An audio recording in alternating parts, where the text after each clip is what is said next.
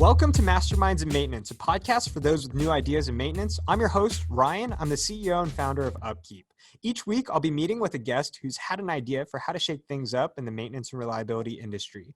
Sometimes the idea failed, sometimes it made their business more successful, and other times their idea revolutionized an entire industry.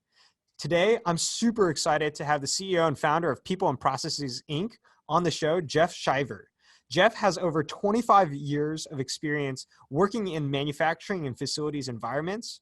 Within Mars North America, he worked at 4 different plant locations, held 2 different corporate roles. In Colombia, he was a vital team member starting a new pet food facility, initiating a predictive maintenance program, and pioneering a plant floor information to the web.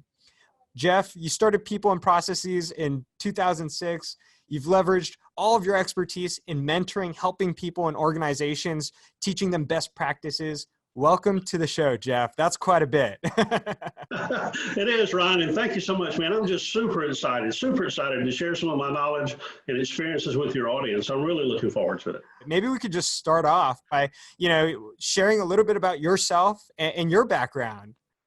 Yeah, actually, you did a great job with part of my background, but prior to Mars, I did contract engineering for Procter & Gamble and also for IBM in Manassas, Virginia. And as you mentioned, I spent the bulk of my career inside the Mars world, both on the confectionery, snack foods, and pet care business units. And within that, I think I held almost every position that was possible. It seems like in a manufacturing facility, short of accounting, for example, but many positions. I was controls engineer in Cleveland, Tennessee, Albany, Georgia. I was part of the startup team you mentioned that built the pet care facility in Columbia, South Carolina. In that facility, I was a controls technician, a reliability technician, actually started a predictive program. I was in IT. I took and using the database and the CMMS information and also the historian, the plant historian, I started taking plant floor information and putting it out on the web, on the intranet, before software even existed to really do it. We were actually coding in active server pages to give you an idea how long ago that was. It was really cool, doing that kind of stuff. And then I got promoted into a corporate role doing that. They said, on the pet food side, they said, no, we're going to pull you back onto the snack food side because snack food makes more money. And we want to leverage all this technology in our world as part of that. And so that was great as part of that. Production shift manager, continuous improvement manager, and an operations manager. And that's in the continuous improvement manager role, that was actually like a maintenance manager. So I had other maintenance managers who reported to me, like 100 technicians. So it was a large facility with regard to that. And as you said, we started People and Processes in 2006 with other individuals, and now I'm the sole owner of the company. We're a global consulting and educational services provider. Focus really on providing solutions to do exactly what you're after. How do we educate people and bring them along on their reliability journey and actually help the organizations at the end of the day save jobs? And we never talk about the human cost. We always talk about reliability, but it's really important we talk about the human cost as part of that picture too. So yeah, that's pretty much kind of a good summary. Yeah, that sounds like quite the experience and quite the breadth of different roles. You really meant it when you said you held pretty much every single role. I want to go back to the very beginning, Jeff. How did you first get started in this field? What was your first footsteps into maintenance and reliability? Really, I got started when I was doing the control engineering role. And within that, I was really working closely with maintenance. And after building the plant in Columbia, I became the technician and then started a reliability program where we're using all the predictive technologies, vibration, infrared, ultrasound, oil analysis, all those things. And it was really funny because, for example, even like air surveys, compressed air surveys, we go out in the field, take our ultrasound, guns and shoot different fittings and things and come back, and the maintenance guys would just fuss because we find all these leaks. And they're like, there's no way, Jeff, this stuff is leaking. And absolutely it was leaking, we show them. And they fix it, and they use cheap polyflow fittings, and they come back and say, well, it's fixed. And I go shoot it again. No, it's not. You need to change what you're using. And so it was really cool. And I became involved in, planning and scheduling as part of that role with regard to the corrective actions, after doing shutdown and project planning and the engineering role for many, many years. And as a continuous improvement manager inside Waco, that maintenance manager role we just talked about, I actually led a change from being reactive to proactive.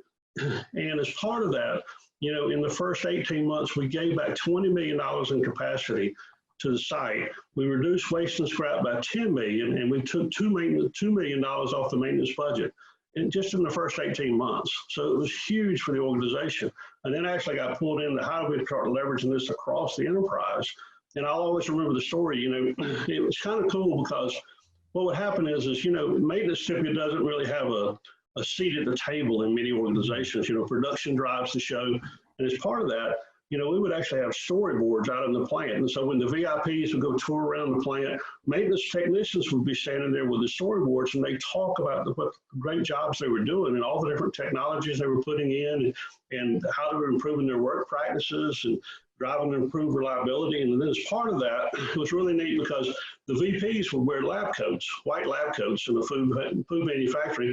And the VP of manufacturing would stand behind, and I'd stand behind the VPs who were up close to the board, the storyboard, and he'd pull out his pocket, and he'd point to it and say, Jeff, put more money in, because that's exactly what we're doing.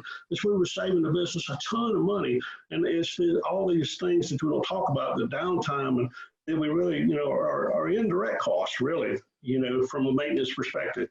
So, when we look at that and then continuing on with some of that background with regard to how I got involved with it, 10 years ago, I even got really deep into the reliability center maintenance aspects. And I became one of 75 practitioners around the world certified to teach RCM2 and RCM3 now. So when we talk about certifications as well, CMRP, Asset Reliability Practitioner, Cat 1, Cat 2, Cat 3, CRL, Certified Professional Maintenance Manager through AFE, Machinery Lubrication Technician 1, so lots of different certifications, but I only leverage the certifications to help the clients understand, okay, this is why it's so important that you think about all these things and things that we've talked about, before we even started, around how do we take and develop people to be able to fulfill the roles and meet the objectives and drive the business forward. That's really the key, at the end of the day. And as we talked about too, before we started, in this past October, I actually finished a 3-year term as the Member Services Director for the Society of Maintenance and Reliability Professionals. And that's why we didn't catch up at the conference in October, because I was so busy doing all that great stuff. What's one surprising, unsuspecting thing that you absolutely love most about the industry that you've learned over time? The people. It is all about the people. It really is. And, we probably don't have time to get into all of that here, but man, it's the people are the most important things. And we always kind of give lip service to that. You see companies give lip service to that, but that is the reality. We've got to have their buy-in to be successful. It's just so important that we understand the needs of the people and help them understand, as part of that, what's in it for them, and be able to answer that question when we talk about trying to transition from what they've been doing for the last 20 years to a better place. Awesome. I think I kind of know the answer to this next question now, Jeff, but I'm going to ask it anyways. You started a company called People and Process. Where did that name come from? It's a great name, and it really fits, because we just talked a lot about the people, but, a lot of failure, if we even look at failure, for example, and we talk about reliability centered maintenance, 40% of the failures, if we look at that, 70% of the failures are self-induced, and 40% of that's just human error is part of it. So, if we can't get the people side right, then we're in trouble. We're never going to be successful. And then, if you're going to try to change the organization, you've got to get people to buy in. So people is clearly one of the things. And with regard to the process aspects, one of the plant managers I worked with in Waco, Texas, his name was Ken Hampton. And he always talked to me. I worked with him in different plants across the Mars organization. And he always talked to me about ways of working. Jeff, it's about the ways of working. It's about the processes. And, I learned a long time ago too in Six Sigma that every product is a result of the process. And in many organizations I go to, what I see is they don't have the processes. They clearly haven't defined the processes, and they haven't audited the processes to understand, where they need to improve or why people are deviating. When we talk about deviation of processes too, generally what happens is people are just trying to get the job done. And, Deming said himself that, oftentimes it's the processes that management puts in place that impede the worker from doing the right work. So how do we make sure we're doing the right work in the right ways? We have to audit that to find out. But that's where the name really came from.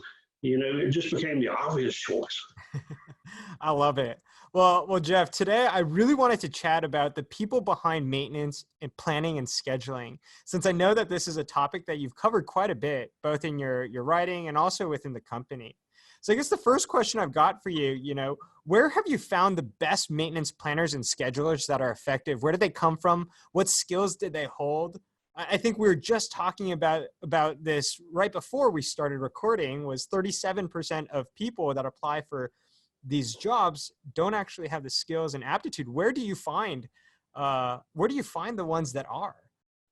Yeah, the reality for planning and scheduling is one of the more detailed roles that we have in the organization. So, on the surface, obviously we want computer skills, is a huge piece for us because we're working in tools like UpKeep. We got to get the CMMS and we got to make it work. But in addition to that, they need to be motivated, self-driven, because a lot of times they're actually working in a solo fashion. And they have to go out to the job site by themselves. And a planner should spend a third of the day in the field. And so they go out and they actually look at the jobs and they plan for those. So they need to, be able to go out and be driven to do that. And they have to be people friendly. We've talked a lot about people already, but there has to be a collaborative approach. How do you actually get and help people buy into what you're trying to do? And so we make a mistake because we think that the planner is supposed to give the technician a fully detailed job plan. The reality is we want the planner to give them a head start, and then we can improve that over time with feedback, and build that into the job plans. So it's really important. But what I'll say is here's the piece that we often miss, and I see so many organizations don't do in the right way. We don't pull craft skills in. If you're going to plan for the work, you really need craft skills for the work you're going to plan for. And I see organizations take people in, and we get into great discussions all the time. And I teach planning and scheduling classes like for the University of Tennessee, RMIC. And as part of that, you have people in the roles and they'll be like, well, Jeff, I don't have craft skills. And I'm like, okay, but the learning curve is much longer for you because of that. It's not that it can't be accomplished, it can, but the reality is the learning curve is much steeper and you have to overcome that. Some people can really come up the curve quickly, but others can't. And it also hurts you with credibility with the technicians. And I'll add this too. What we see is many times companies will actually go and they'll try to promote from within. They'll try to take technicians and make them planners. But HR gets involved, and when they do the job posting, what happens is maybe it's a salary position, and they want to pay like 70 grand a year or some number, And as part of that, the technician looks at it and says, well, with the overtime, I'm making $100,000 a year now. And so if I take this job, it's going to directly impact my pocketbook, my wallet. So I'm not going to do that unless for some reason they want to get off of midnight shift and go to day shift or something like that. But that's part of the issue is why we don't get good skilled people in those roles. It's simply because we don't look at what they earn, And oftentimes they'll take, when you take a planner position, it becomes a salary position over an hourly position. And if you really want to mess with the planners, I'll share something I've seen in the past that happened at a chemical plant. They got a new technical director, and he said, okay, let's shake things up. And I'm like, excuse me? And he says, yeah. He says, what we're going to do is we're going to have the maintenance of the mechanical planners plan for the electricians, and we're going to have the electrical planner plan for the mechanics. And I'm like, nah. And then if you really want to get somebody emotional, start playing with their pay. And that's what he did. He took them from hourly to salary. And then that wasn't working. So then the salary with overtime. And I'm like, still, by then he had disenfranchised pretty much every planner they had as part of that, and it's just like, those are things you don't want to do as part of it. So it's a craft, and we need to treat it like a craft. And it's also planning and scheduling as part of that. So in the perfect world, Jeff, you had two different people, one that had the craft skills. Maybe this is a former, or maybe it's an existing technician that you could either promote into a planning scheduling role, or it's a very organized project manager person. Which one would you think would be best suited for this role? Do you have a preference? I would go for the craft skills. I would always go for the craft skills, because again, it's not that the other person can't be successful because they can.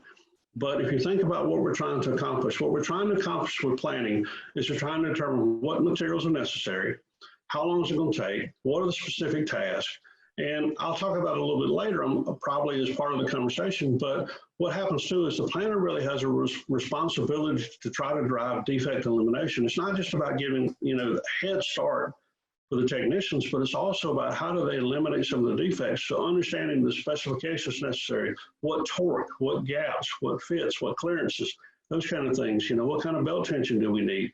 And as part of it, what kind of materials do I need to order? And it's better if they've done the job in the past, because that really sets them up for success, as opposed to, if you take somebody who doesn't have that background, and what they're doing is they're coming in and they're taking, some work order, and then they're having to go to the technician and the supervisors to find out what materials they need and everything else. It just slows down the whole process, And so, and if you think about it, ultimately we want to be 90% planned, 10% reactive. That's the goal.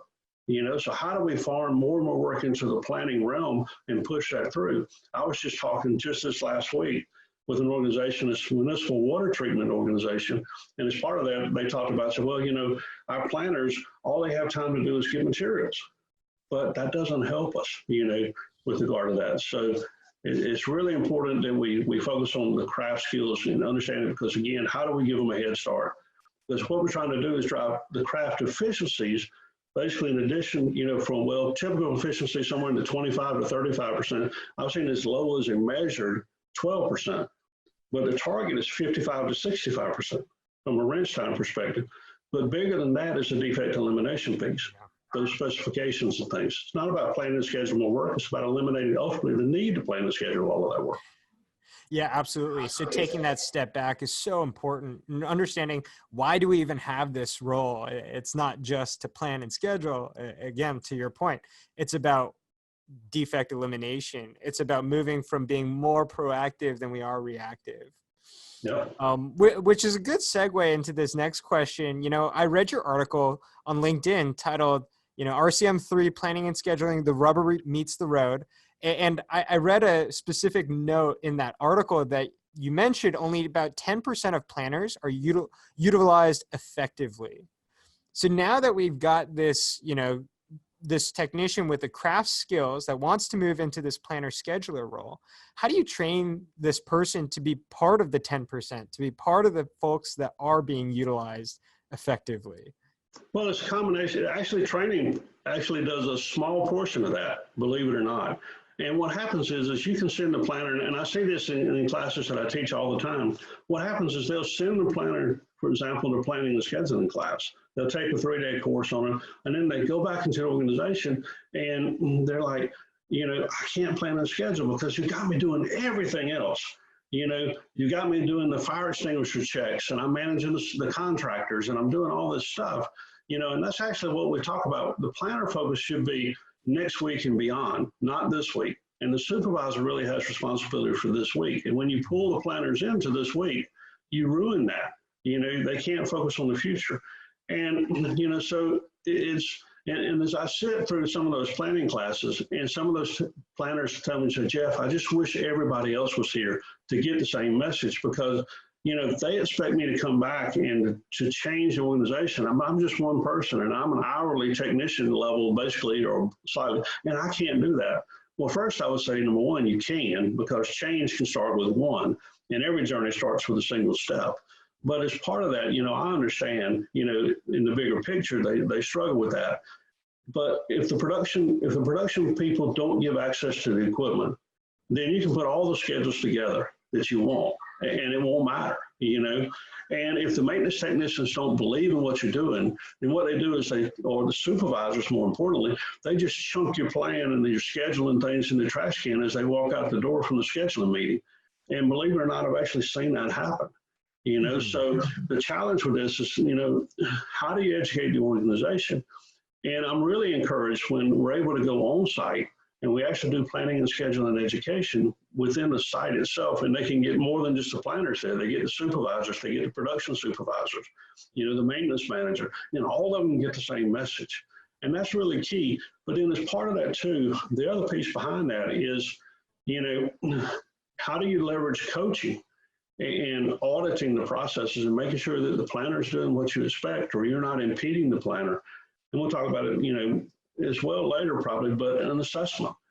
How do you actually know where you're at today, compared to the best practices from a planning and scheduling standpoint, and putting together a plan of action to fix that stuff. Do you think planning and scheduling should be broken out into two different roles? Oh, that's a great question. And as part of that, it depends, okay? And when I was the continuous improvement manager, we did that. I used the scheduler role as a developmental role for a planner position. And we had basically 4 planners and 1 scheduler. Mm-hmm. And that scheduler interfaced with production to say, hey, when is it we want to do the work? But the planners actually worked on when the work orders came in, how do we actually determine what we need to do? And what's the right way to plan the job, get the materials, all those kind of things, and the hour estimates and that stuff. But, truthfully, in many cases, it's better if you have the planner and the scheduler role combined, because the person who planned it knows what's required. And so it's helpful when they go to do the scheduling piece and work with the other stakeholders in the scheduling meeting and other places, to how do we make sure we're doing it in the right way. And we often talk about it, Ryan, in terms of planning and scheduling, but it's really planning, then scheduling, and it's part of that coordination. And we miss the coordination aspects, which is another key piece. Yeah. Absolutely. I always find that that's an interesting question. And what I often hear is, you're right, it depends. It depends on the size of your organization. It depends on your resources. It depends on, what is the problem that you're trying to solve today, and what is the biggest problem that you're trying to solve. Jeff, I guess tackling on to this next piece, which actually builds on the previous one, how do you interview, how do you test maintenance planners' effectiveness? What do you look for, and how do you make sure that you're continuously improving on your own skills as a maintenance planner and scheduler? Well, when we talk about actually interviewing, I'll share an experience I had, with, it was actually an aluminum smelting plant. And what they did is they took and basically created extrusions, if you will, for bottles, for aluminum bottles and aluminum cans and those kind of things. And as part of that, it was really funny because one of the individuals that was applying for a planner position asked me to sit in on the interview, and I had to do it by a telephone call, by a conference call. And so I was sitting there and I was asking all the right questions, and he was giving all the right answers. And I was like, wow, But the problem was I was expecting them to also be doing the testing as part of that. So it's a combination of understanding, the people who are doing the interviewing need to understand what the best practices are. They need to understand how they put barriers in place of planners. But then they also need to put in some practical application tests as part of the interview process. How do we actually understand what the capabilities were? Because this individual is a perfect case. He went and he gave me all the right answers. And, again, I was assuming that they were actually doing the physical testing part, if you will. And so I came in about a month later as part of a coaching visit for the site.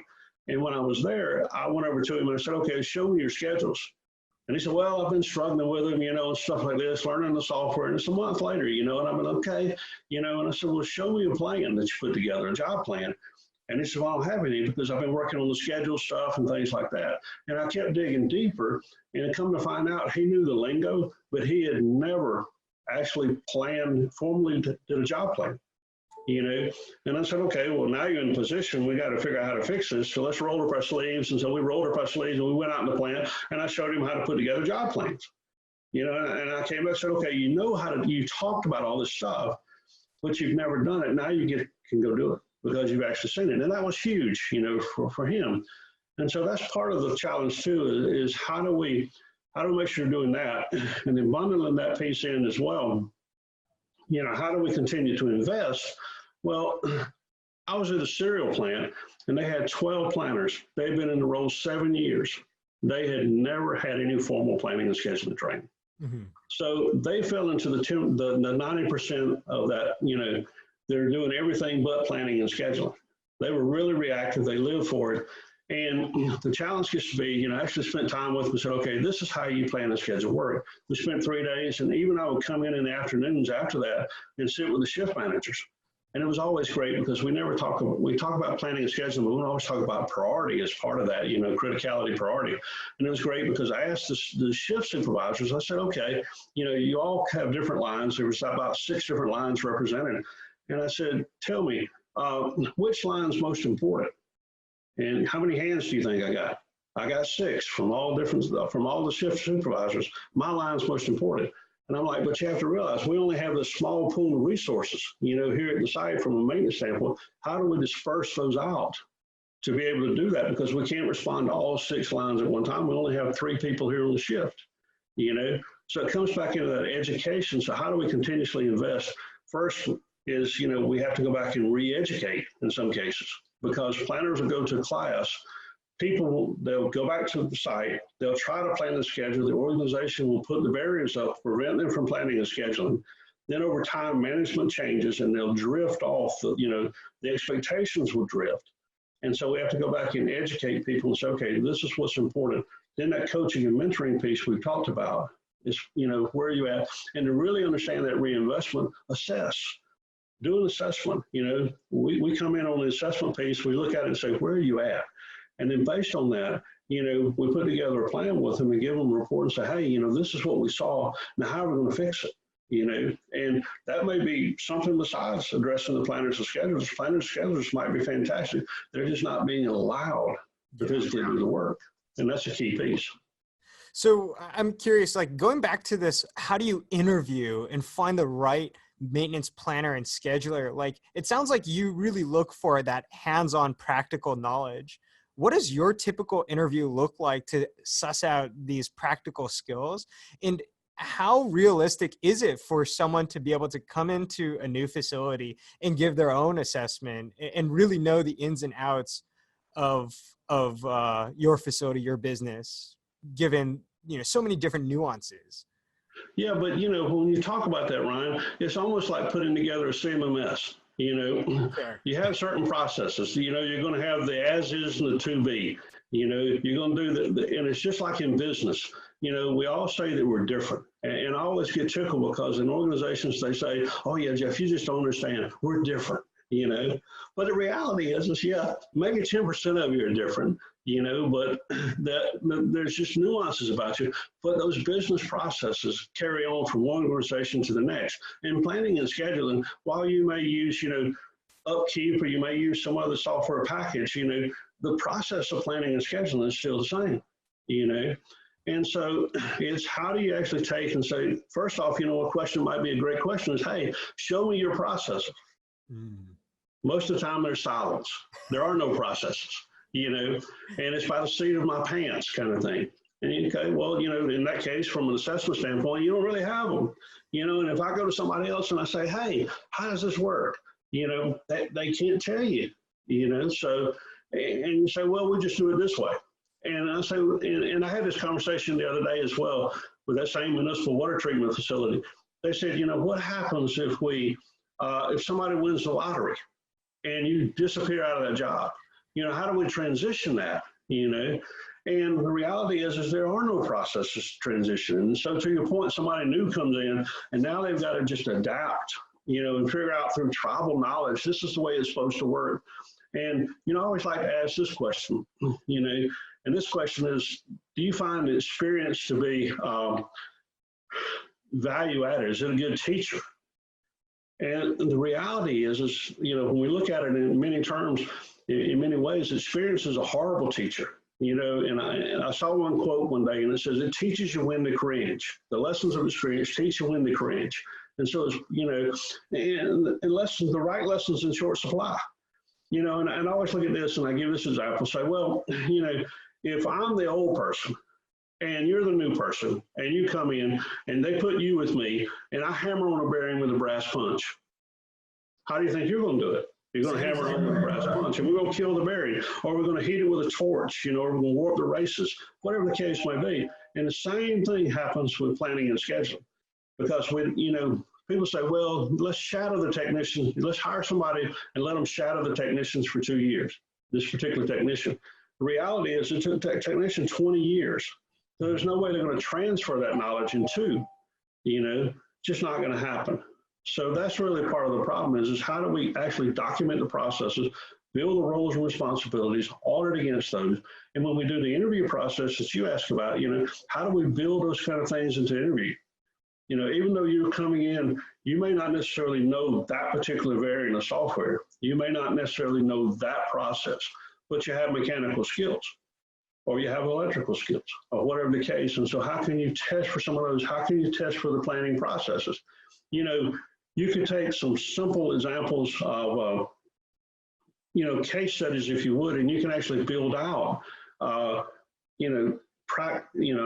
hands-on examples of how you might develop a job plan for something, relatively simple at the end of the day. It doesn't have to be equipment specific for that particular manufacturer. Yeah. It's how do you do this basic job of planning and scheduling? What does that job plan look like? Does it have safety criteria? Does it have, tasks? Does it have materials? Do we have consumables identified? So it all varies. Absolutely. Well, it sounds like you've got that interview process nailed down to a T, and I definitely don't think I would pass if I were being interviewed by you, Jeff. No, I think you do quite well, actually. Oh. So I have every confidence you would do really well. I appreciate that, Jeff. I'm curious, what are measures of success for maintenance planners, schedulers? Well, we talked about this, Ryan, earlier with regard to wrench time. And, so we're looking for we're not trying to actually create an environment where the technicians are working harder. We're just trying to enable the technicians. And as part of that, technicians really get upset with, for example, like with wrench time studies, they think, oh, they're watching me or doing something. It's not about you. It's not about the technician. It's about the groups of technicians. What are the barriers that are keeping you from doing effective work? Do you not have access to the equipment? Do you not have, the right materials? Do you not have, the right tools? Do you not have specifications where you can do it the right way the first time is part of it? Those are kind of things we're trying to find out with wrench time studies. So you see improved wrench time as one example, but you also see, things like MTBF are improving, mean time between failures. You're getting much more work done. You're putting together a schedule, which, by the way, the schedule sets an expectation. That's what we're after at the end of the day, is we need an expectation. And I was reading an article on LinkedIn just the other day and says, why do managers want to see schedules? Well, because it sets an expectation, and it's really important to have that, So I look for those. I look for things like planner accuracy. How accurate are the job plans? And that's on average. We realize today, with regard, you may do a job and it takes 2 hours. You may come back 6 months and the bolts are rusted and it takes more time because you have to cut them off. And so it takes you 3 hours or it takes you 4 hours. But those are the exceptions, And again, how do you fix those things long term so you don't continuously have those problems? Yeah. So those are some of the metrics. And, cost is another one. But when we think about it, how's the planner setting us up for success? What are we doing? What's the level of detail on the job plans? How well is the feedback loop working? What kind of, how long is it taking in the planning process? A target from the time it goes into the planning process until the job is actually planned is 5 days or less. So those are the kind of things we look for from a metric standpoint. What I hear you saying is the role of success is all about predictability, more so than like, hey, we want to reduce downtime. We want to reduce, to me, it sounds like you're focused on just having predictability and knowing. Does that sound about right? It is, and I would say predictability and repeatability, because we're working the process. And as part of it, the planner can't know everything. They don't know, they haven't worked every job. But, what's your process? For example, you may have 30 jobs to plan, but if you can just plan the 30 of them to start with crafts, hours, and materials, that's a head start. Mm-hmm. And then you may plan 2 or 3. We actually we have a feedback form that we have, and we actually put it out on LinkedIn. And as part of it too, we put out the question, said, how many job plans can a planner do in detail? And we knew from our own experience it was around 2 or 3. And we went and put out to the LinkedIn groups. That's what we found. And it went all over the world. And we built that feedback into the feedback form as well when we shared that. And so it was really key, do the 30 jobs you have to do with the minimum level of detail, but plan 2 or 3 more detailed jobs with that level of detail, the specifications, other things to make it, a precision maintenance type environment or execution, but then rely on the feedback form to build up those job plans. And every time you send out a job plan, it's an opportunity to improve it and make it better. There's no such thing as a perfect job plan, so those are some of the keys. But, like Eric said on one of your, on the podcast you did not too long ago, he said, sometimes we try to make planning and scheduling too hard. And that's true. We do, in many cases. And it's how do we make it simple, but it's repetitive. And to your point, it's predictable. We know we're going to get the same results. It's going to push through. And we might not get it right the first time, but maintenance work is repetitive. Today we work on it. A year from now, we're working on it again. So how do we capture that knowledge? And I share with you too, I was at a chemical plant in a pump shop, and all the old people had retired out except for one. And they were bringing in these new young people, just like we're talking about here. How do you bring these people up and from, a technician level or whatever the case, or get them to that level. And they were rebuilding these pumps, and these pumps were going out, and, they would test them and not very well, obviously, and they would put them into the stock room. And 2 months later or something, they might replace them, and they'd only run for like a month or two, and then they would fail. And they had to go back and rework, and develop precision procedures necessary, within that shop. And so it's, again, that's part of the role of that planner, is how do we, develop those precision procedures so that we can eliminate some of those defects that we actually introduce. We talk about reliability, the ability to that the asset will perform its intended function for a stated period of time under stated conditions. And inherent reliability is what you get from the design of that. But the operational reliability is where we install it, we maintain it, we operate it. And that's where the planner plays a big role, is how do we not introduce new defects into the reliability issues that we already have within that asset. Well, Jeff, I learned so incredibly much through this brief conversation with you. I guess last question to wrap things up, what's something you wish more people knew about this industry? Oh man, I have a laundry list with regard to that, but I tell you, the first one is really how equipment fails and how to develop a legally defensible strategy, reliability strategy for your assets. And that really goes back to RCM, reliability centered maintenance. And with regard to that, people think, they struggle with that. They call it a resource consuming monster. And the reality is it's not. If you're properly trained and you understand how to execute it, it's a fantastic tool to help you develop strategies. And I go in and I sit down with organizations, do conference presentations, do all these things, educate executives, the whole 9 yards. And one of the first questions I talk about, even in planning and scheduling class, is how does equipment fail? And you can put up the bathtub curve, kind of like this, and they say, oh yeah, that's how it fails. Well, no, only a small percentage of equipment fails that way, And the biggest, it just breaks if the failure is random. But Mowbray came out with this in 1984. At RCM2, Nolan Heath in 78.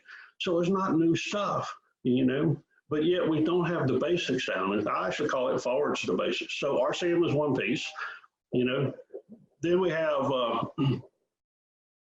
proper lubrication practices is part of that as well. I was actually at another site and they were working on jockey pumps, and I happened to come by the lubricators. He's lubricating those, and he's new in the role. And I noticed he didn't pull the purge plug on the motors. And I'm like, how frequently do you lubricate? He says, well, every time I come by, about once every 2 or 3 months, I hit it with a couple shots. And I said, well, do you pull the purge plugs? And he said, what purge plugs? And I showed him, and he's like, wow. And then while we're having this conversation, one of the electricians comes by, and he says, Jeff, what do you mean he lubricates those motors? And I said, well, he's a lubricator. He said, we lubricate these motors. We're the electrical guys. We lubricate electric motors. And like you guys, you're just filling the wines with grease. So lubrication is a big piece. And then storerooms, work execution, all the things related to planning and scheduling. I've been in the storerooms where they had probably $1 million worth of inventory and nothing was labeled on the shelf. And I asked the question, I said, you guys have got this in the CMMS, right? And they said, no, we don't have it in the CMMS. Well, you got it on the spreadsheet, right? And they said, no, we don't have it in the spreadsheet.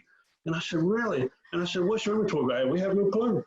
And I said, well, how do you know when you need to order more? And they said, well, what we do is we just have the technician tell the admin person, and she just orders more. And I'm like, really, $1 million worth of value, you know? And I'm like, this is crazy. So, you know, those are some basic things. And the CMMS, you know, we implement a lot of CMMSs. Actually, I should say we re-implement a lot of computerized maintenance management systems when they haven't been done right. And as part of that, you know, you'll find that there's no methodology to implement it in the right way. You know, they haven't set up the equipment hierarchy. In one organization, which was a subway system, you know, a huge organization, and another one I was in just the other day, the equipment hierarchy was flat, just absolutely flat.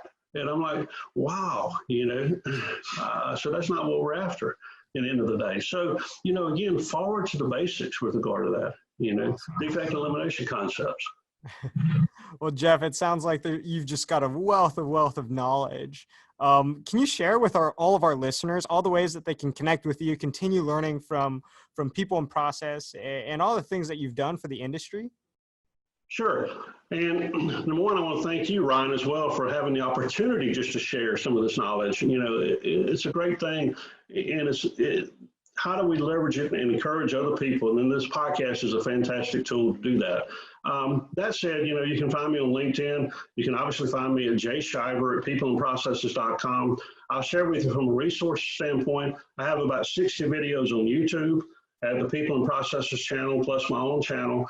And then I also have a blog. Unfortunately, I haven't updated it in quite some time, been quite busy, but a blog at plantservices.com. And people would actually ask questions, and it was called Ask Jeff. And the people would ask questions, and I respond to that as part of it. So there's just a few of the resources. But if you do a search on Jeff Shiver, CMRP, or whatever, you'll find just tons and tons of references on Google. So it's not hard to find me or some of the resources that we have available to you at all.